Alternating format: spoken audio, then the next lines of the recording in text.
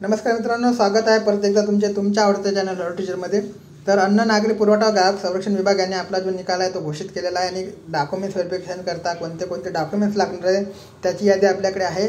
तर त्याच्या यादीनुसार आपल्याला डॉक्युमेंट्स तयार करून ठेवायचे। ज्यांचे लिस्टमध्ये नाव आहे, ज्यांचा डीबी बाकी आहे, त्यांनी ज्यांची वेटिंग लिस्ट जाहीर झाली आहे त्यांना ते डॉक्युमेंट्स आपल्याकडे गोळा करून ठेवायचे आहे किंवा जमा करून ठेवायचे आहे। ठीक आहे, ओरिजिनल डॉक्युमेंट सोबत ठेवायचे आहे। सोबतच तुम्हाला 2 पंच सेल्फ अटेस्टेड सोबत झेरॉक्स काढून ठेवायचा आहे आणि पासपोर्ट साईज फोटोसुद्धा तुम्हाला जवळ ठेवायचा आहे। आय डी प्रूफसुद्धा तुम्हाला जवळ ठेवायचे आहे। ठीक आहे, प्रोफाईलमध्ये दिलेल्या विविध दाव्यांच्या अनुषंगाने सादर परीक्षेच्या निकालानंतर अंतिम निवड झालेल्या उमेदवारांना कागदपत्र पडताळणीसाठी आवश्यकतेनुसार खालील कागदपत्रे लागू असतील, सादर करणे आणि अनिवार्य असणार आहे। ठीक आहे, म्हणजे त्यांना सादर करणे हे कागदपत्र अनिवार्य राहणार आहे। 1 नंबरला त्यांनी मागितलेलं आहे स्वयंघोषणापत्र, इंग्रजी भाषेतील परिशिष्ट 6 क्रमांक 3 येथे दिल्याप्रमाणे स्वहस्ताक्षरात लिहिलेल्या अर्जातील माहिती बरोबर असल्याचे घोषणापत्र काळ्या शाईने पांढऱ्या कागदावर लागणार आहे। ठीक आहे, त्याचा नमुना तुम्हाला भेटून जाईल। नंतर नंबर 2ला अर्जातील नावाचा पुरावा, जसं SSC सक्षम शैक्षणिक अर्हता,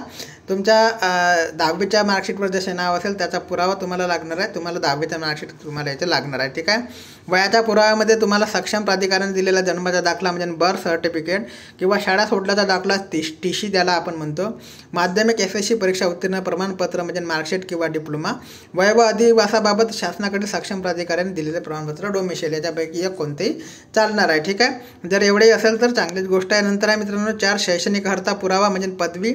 शैक्षणिक अर्हता पुराव्यामध्ये 10वी 12वी तुम्हाला पदवी जे तुमचे डॉक्युमेंट्स असेल, जे तुम्ही फॉर्मला फिलअप केलेले असेल भरताना, ते सगळे तुम्हाला सोबत ठेवायचे आहे। नंतर आहे जात प्रमाणपत्र किंवा जात वैधता प्रमाणपत्र, कास्ट सर्टिफिकेट किंवा कास्ट व्हॅलिडिटी सर्टिफिकेट। ठीक आहे, राखीव प्रवर्गातून निवड झालेल्या उमेदवारांचे संबंधित प्रवर्गाचे जात प्रमाणपत्र किंवा सामाजिकदृष्ट्या मागासवर्गीय असल्याबाबतचा पुरावा, जात प्रमाणपत्र किंवा वैधता प्रमाणपत्र 6 महिन्याच्या आत सादर करणे आवश्यक राहणार आहे। 6व्या नंबरला मागितलेला आर्थिकदृष्ट्या दुर्बल घटक असल्याबाबतचा पुरावा, जर EWS कॅटेगरीमधून तुम्ही अप्लाय केलेला असाल तर। ठीक आहे, नंतर आहे अर्ज सादर करण्याच्या अंतिम दिनांकास वैध असणारे नॉन क्रिमिलियर।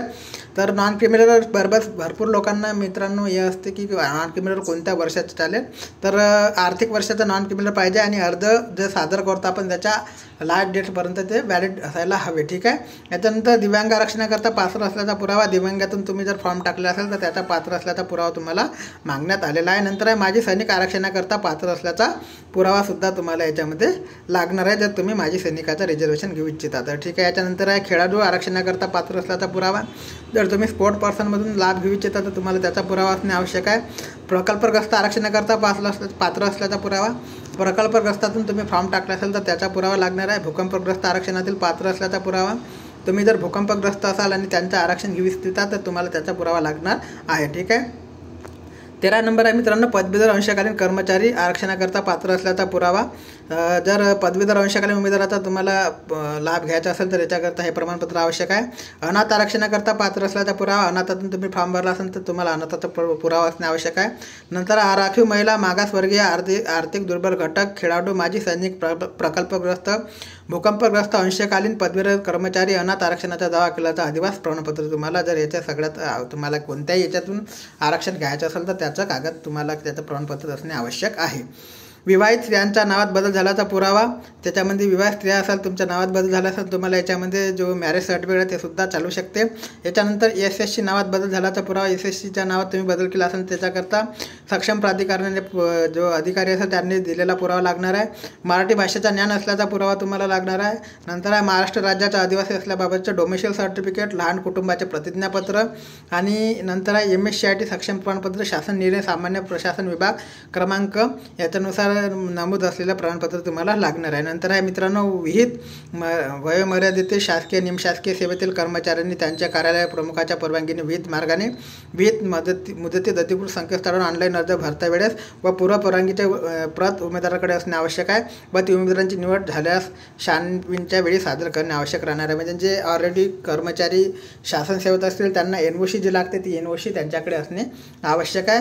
सोबतच मित्रांनो याच्यात जे दिलेले नाही ते म्हणजे आय डी प्रूफ तुम्हाला सोबत ठेवायचे आहे। त्याच्यामध्ये आधार कार्ड, ड्रायव्हिंग लायसन किंवा तुमचे वोटिंग कार्ड हे चालणार आहे। ठीक आहे, तुम्हाला आणि पासपोर्ट साईज फोटोसुद्धा तुम्हाला सोबत ठेवून घ्यायचे आहे. ठीक आहे, अशा प्रकारचे मित्रांनो डॉक्युमेंट्स तुम्हाला लागणार आहे. ठीक आहे, बाकी काही अपडेट माहिती मिळाली तर चॅनलच्या माध्यमातून तुमच्यापर्यंत पोहोचवण्याचे कार्य निरंतर केले जाईल. टेलिग्रामची लिंकसुद्धा तुम्हाला चॅनलच्या डिस्क्रिप्शन बॉक्समध्ये मिळेल. टेलिग्राम चॅनलवरती आम्ही ऑलरेडी PDF टाकत असतो, तुम्ही तिथून हा PDF डाउनलोड करू शकता. तोपर्यंत जय हिंद, जय महाराष्ट्र, जय शिवराय.